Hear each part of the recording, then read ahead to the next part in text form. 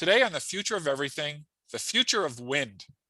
Everybody is familiar with wind. It blows in your face, it makes your kite fly, it ruins your picnic, it drives sometimes very lovely windmills to create energy.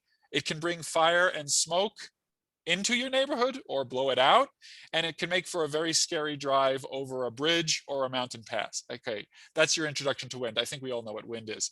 It arises from uneven heating at different locations on the earth. For example, at the sea, consider a sea breeze where the land meets the ocean.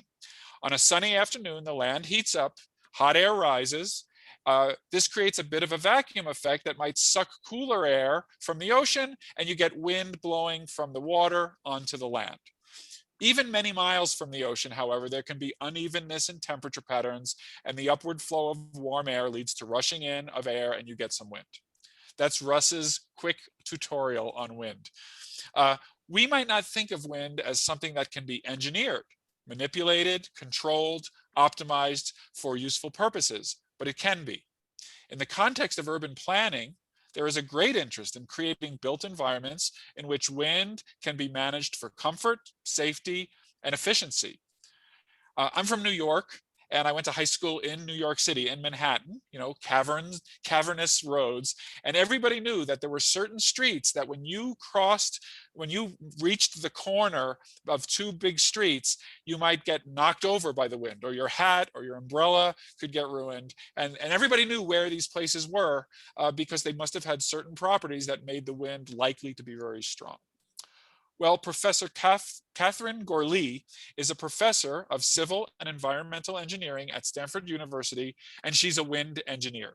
Her group and she use computational simulations to try to figure out how the built environment can be planned and created to have good wind properties and avoid troublesome wind. Catherine, thanks for being here. And what are the main opportunities and challenges for wind engineering? You mentioned a few interesting ones already. So what the problems that we look at really range from what you mentioned earlier, pedestrian wind comfort and wind safety, because you do get these local speed ups of the flow around, especially high-rise buildings that might create dangerous conditions. We think about air pollution. How does pollution from traffic or local industry, how is that transported through the city? We also think about wind loading when you have extreme wind events. How do these impact the buildings and what could be the resulting damage, and how do we have to design our buildings to better withstand these extreme wind events? Urban heat island effects is another example. We know you said urban heat island? Yes. Yeah, so what's that? That sounds really interesting. So we know that cities are usually warmer than their surrounding suburban areas. And that is because locally you're generating a lot of heat in the city, and you have a lot more influences from asphalt concrete that will generate more warm conditions. So what you can do is you can incorporate green spaces, water features to try and counteract these effects a little bit. And then wind will affect how you're moving that cooler air through the urban area. So that is another topic that is really of interest in the community. So yeah, each of those sounds super interesting, and I want to touch upon them. If I could interrupt, though, I know that one of the things that you're doing is you're using computational simulations. And is that new? What had been used before, or were people just ignoring these issues? Traditionally, a lot of this research has been done in wind tunnels. So especially when you think about the more traditional areas, pedestrian wind comfort, pollutant dispersion, and wind loading. You build a large wind tunnel, you try to recreate a flow in that wind tunnel that is representative of the real wind, and then you put a building or an urban area in it, and you look at what the flow features are. So traditionally, that's how cities have been designed for pedestrian wind comfort, how people have looked at air pollution, etc. I did not even know that cities had been designed with any thought towards the wind. So when I'm in New York, that was an intentional set of decisions that were made. is my question. I'm not entirely sure about New York, but there are definitely cities that have very strict regulations when you put up a new high-rise building. London is one of them, San Francisco as well. If you want to put up a new high-rise building, you have to prove that you're not going to deteriorate pedestrian wind comfort or not going to create dangerous conditions.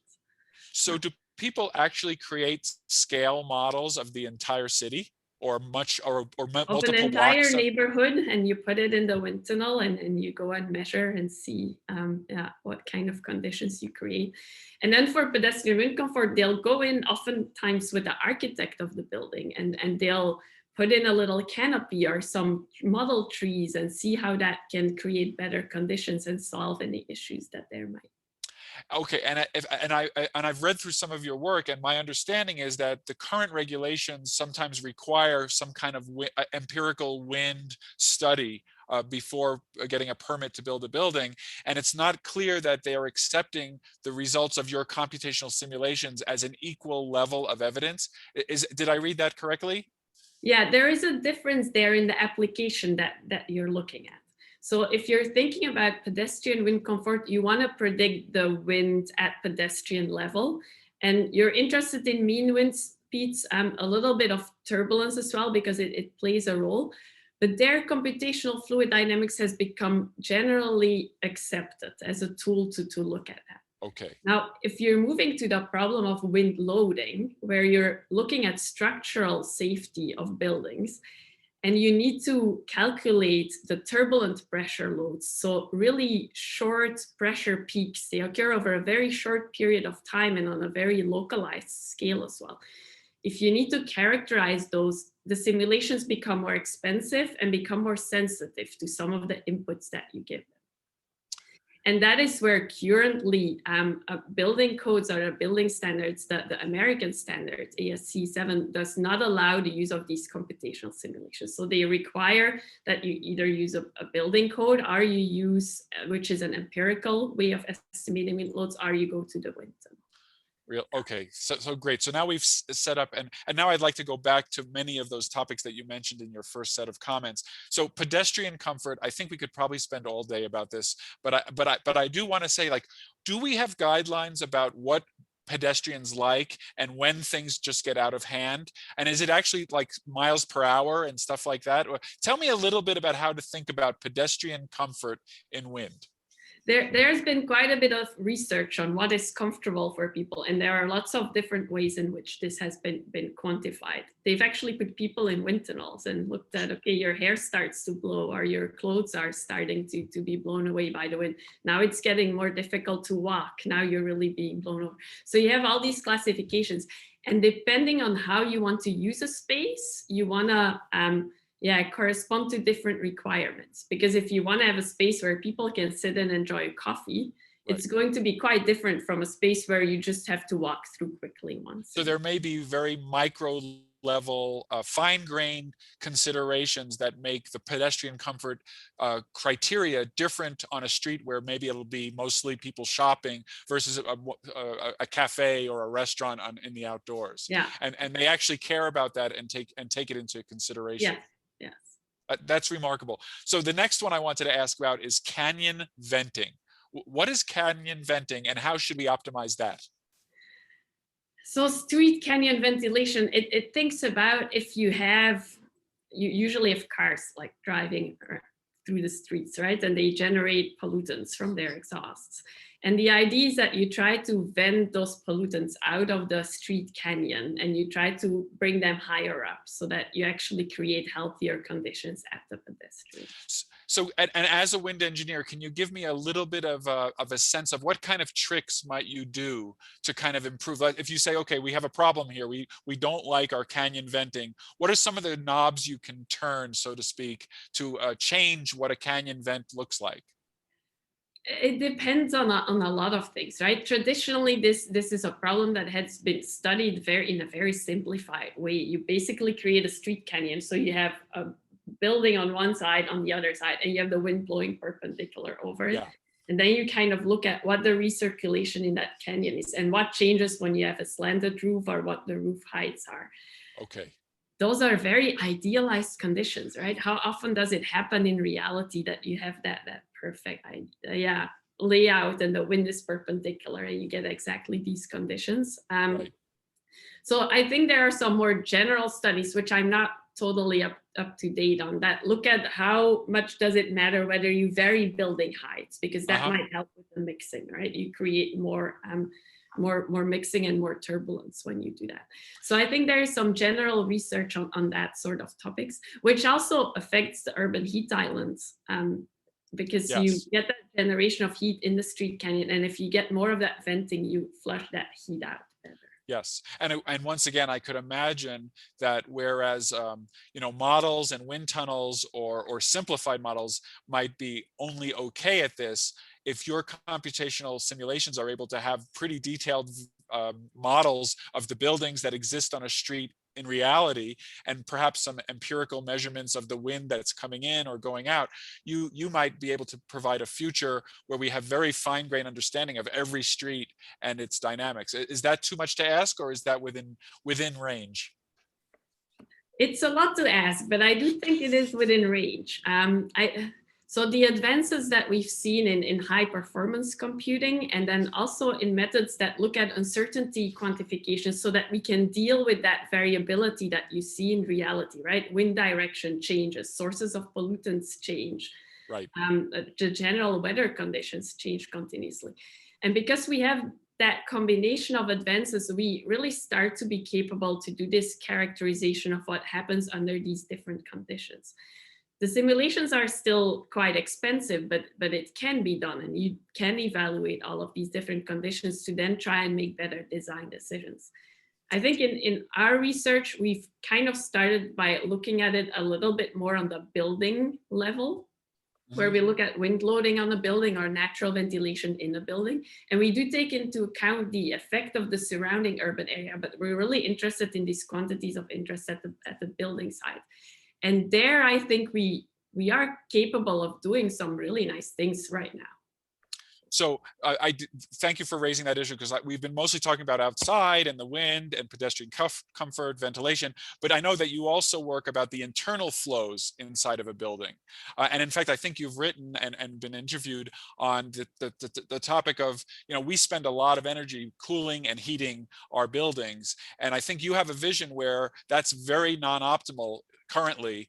So can you talk about what the opportunities are for wind engineering, or at least airflow engineering on the inside of buildings? Yeah.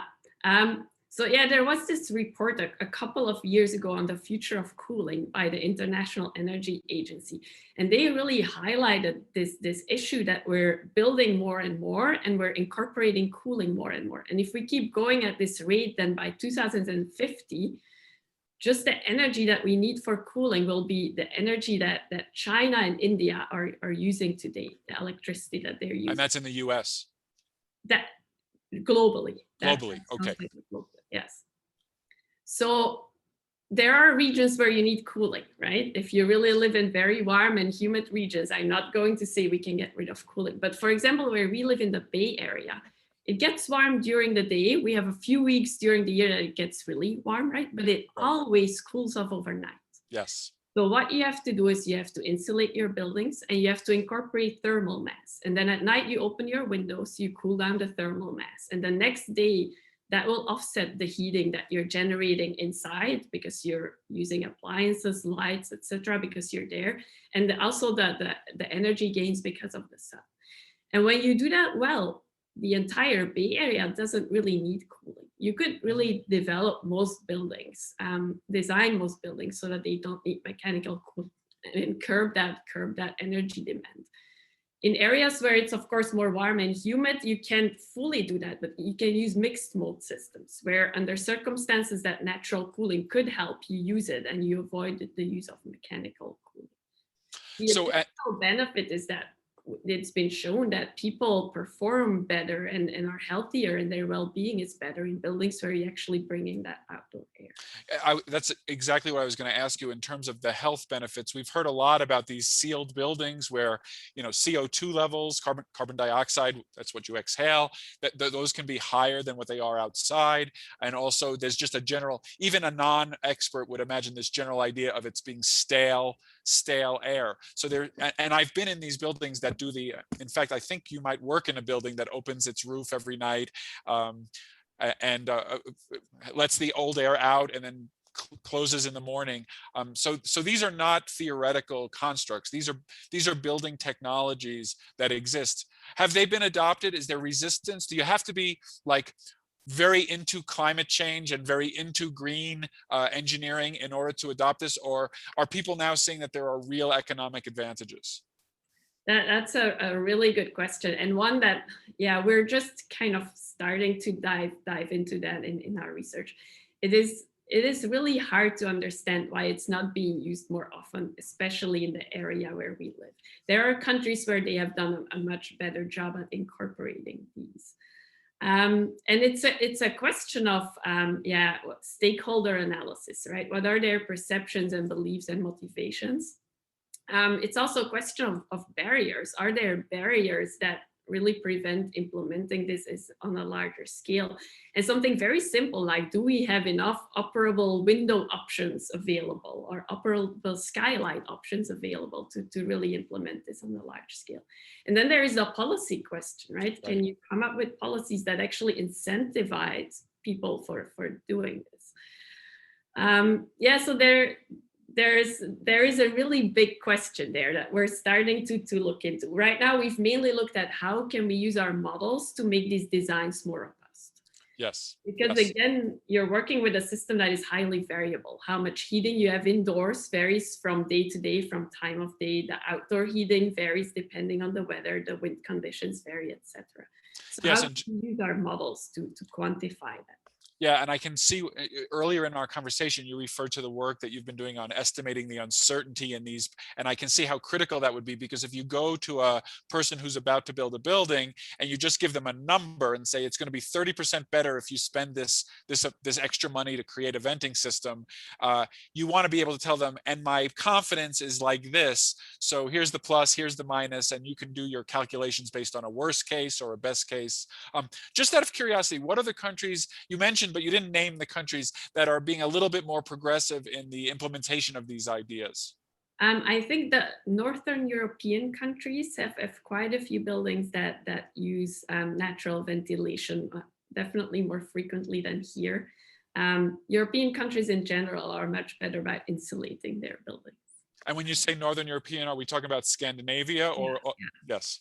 Well, this is the future of everything. I'm Russ Altman. More with Professor Catherine Gorle next on Sirius XM. Welcome back to the future of everything. I'm Russ Altman.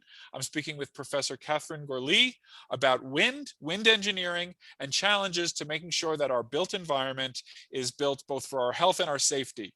And on the issue of safety, we touched upon it in the previous segment, but you've written about, we've been seeing lots of weather events. We've seen hurricanes, we've seen storms, and the intensity seems to be increasing. And I believe that has implications for how we think about building in the future, especially in certain areas around the world. What is the status of our understanding of the wind load challenges for you as a wind engineer? So there's been a lot of research on this in the wind tunnel, right, experimentally. And people have looked at what happens when you expose these structures to winds, mostly that are representative of simple gales. So you have just a very high wind speed in one direction. So when you start looking at hurricanes and tornadoes, the wind characteristics become a lot more difficult. So there's definitely a lot of interesting research to do there. What we have been focusing a lot is addressing this issue that right now building codes do not allow you to use computational models. Right.